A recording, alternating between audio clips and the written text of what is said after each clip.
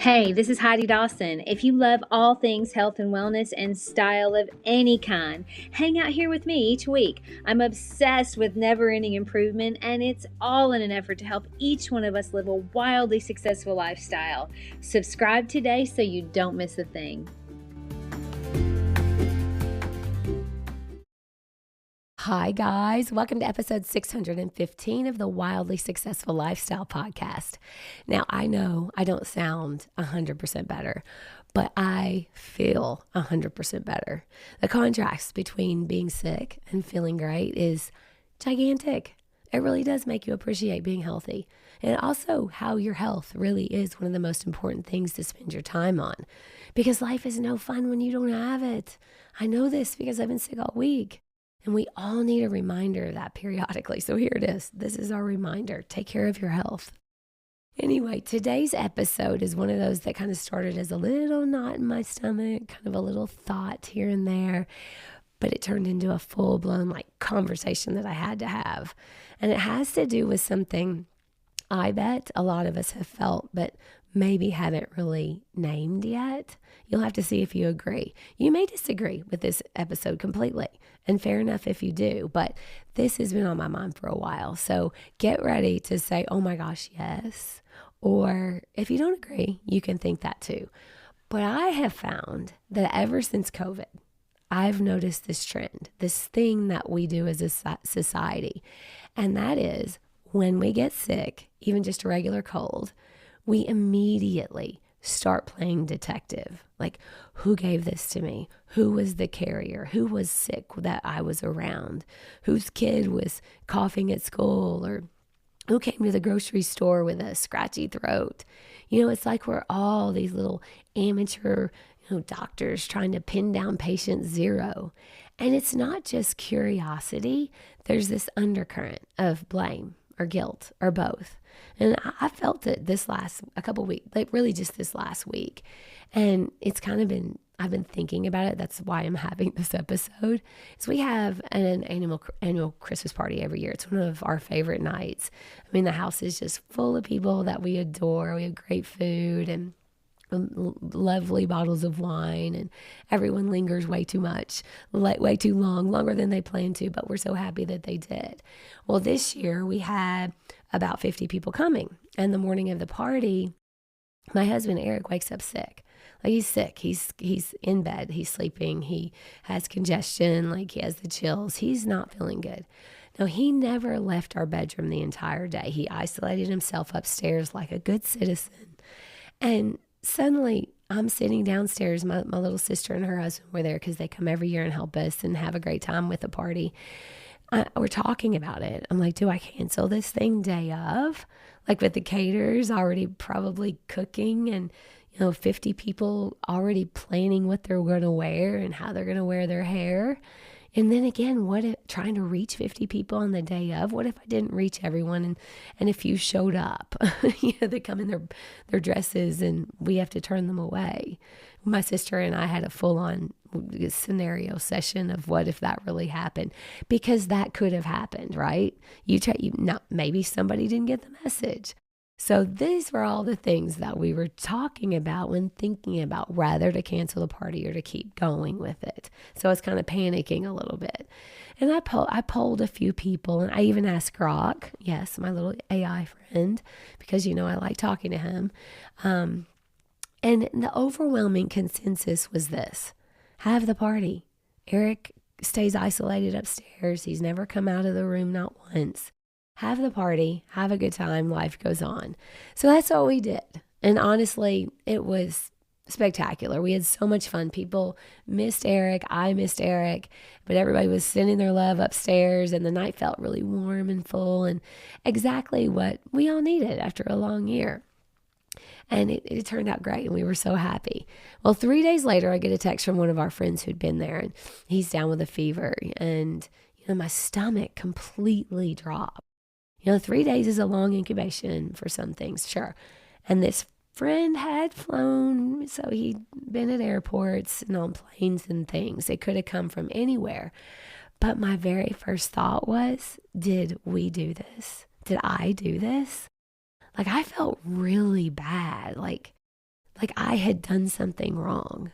And I told Eric I felt awful. I said I should have canceled. What if other people got sick?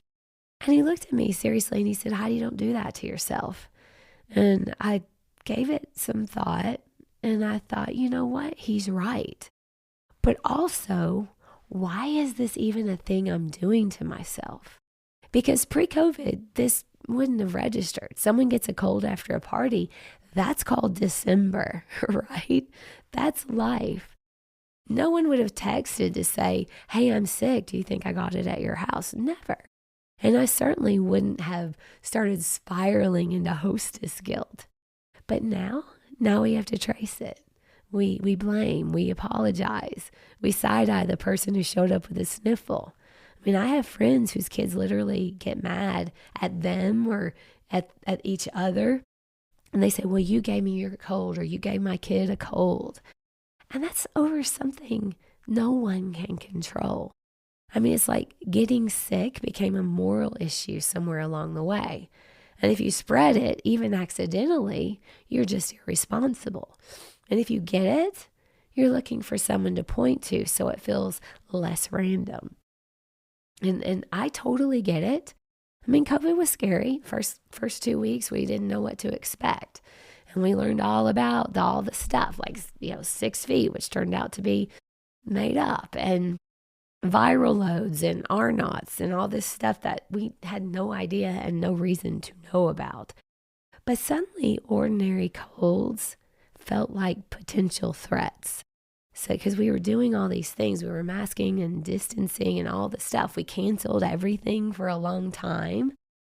But now we're applying that same hypervigilance to the regular bugs that have always been part of being human. Now, I'm not saying we should be reckless. If you're truly sick, stay home if you can, especially if you're in direct contact with people. I got sick the next day after the party and had to cancel a lot of things this last week. My hair appointment, my dentist appointment, a doctor's appointment, all these things, all because I wanted to be extra careful. First of all, the first part of the week I didn't feel good, but the rest of the week I felt fine, but I sound bad. So I wanted to make sure I didn't want to get people sick, intentionally. But generally, before COVID, we would stay home until we didn't think we were contagious, then we would go out. That's how we've generally done things. But this layer of blame and guilt we've added on top, that's kind of new, and it started with COVID. And I think it's costing us. It's costing us part of our joy. It's making us hesitate to get together. It's turning like normal life into a risk assessment every single time. And the truth is, most of the time, we have no idea where something came from. That friend who got sick could have been at our house, could have been at the airport, could have been at the grocery store. We'll never know. And that's okay. I mean, Eric staying upstairs was us trying to do the right thing. Having the party was us trying to do the right thing. Living our lives while being reasonably careful. That's the balance I think we're all still figuring out. And I think what I needed to hear, and maybe what some of you need to hear, is grace. Grace for ourselves and grace for each other. If you went to a gathering and got sick later, it's probably not because someone was trying to take you down. They were just trying to live. And they may not have even known that they were sick. And if you hosted something and someone got sick later, you probably weren't being reckless. You were just trying to bring people together.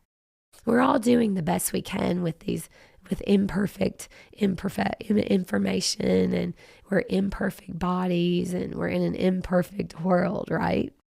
So maybe the next time that little voice in our head starts asking, where did I get this? Or who gave it to me? Maybe we can just answer it and say, you know what, it doesn't matter. It's here. I'm going to rest. I'm going to get better. And I'm going to try not to pass it on. That's fair, right? And the next time that we feel that twinge of guilt over a party or a hug, maybe we can let Eric's voice cut through, which I often do, where he said, don't do that to yourself. Don't do that to yourself either. Because joy is worth it. Community is worth it. Showing up for each other imperfectly and carefully and humanly, it's worth it. And I needed that reminder this season. Maybe you did too. So thanks for letting me work through this with you today. If it hit home, just make sure to remember all these little things where you don't feel guilty about things. If you're doing the best that you can, if you're sick, stay home. But don't try to play detective and blame people, because people are not intentionally out trying to get you sick. I promise you that. So I hope that this resonated with you. I hope that I'm not the only one that has felt that since COVID. I don't think I am. But until next time, I want you to be kind to yourself and maybe go hug someone you love, germs and all. I love you guys. I'll talk to you in a few days when hopefully I get my voice back. All right, I'll talk to you later. Don't forget to subscribe and share with your friends, because we're just going to keep going bigger and better places together, and I love that about us. Talk to you in a few days.